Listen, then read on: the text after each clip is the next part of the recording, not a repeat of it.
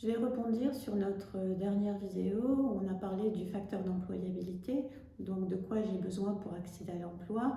On a parlé aussi d'entreprendre au féminin, donc prendre sa place sur un marché économique en se singularisant. Et ça me donne envie de rebondir sur la réussite éducative parce que finalement, la clé d'entrée, elle est peut-être là.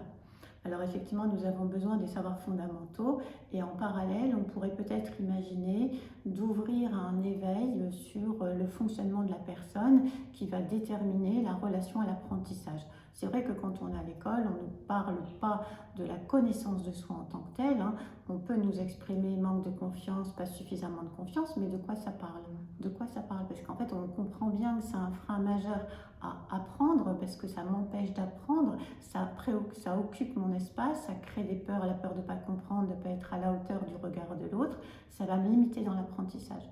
C'est bien de noter que la confiance en soi est indispensable dans l'apprentissage, mais est-ce que nous donnons l'information à l'enfant apprenant, à l'adulte apprenant, j'ai envie de dire aussi plus tard, sur de quoi ça parle la confiance en soi, en quoi effectivement ça intervient dans l'apprentissage et dans les relations inhérentes, donc au monde enseignant, au monde de la formation, mais aussi dans la relation aux élèves, dans la relation aux apprenants plus tard.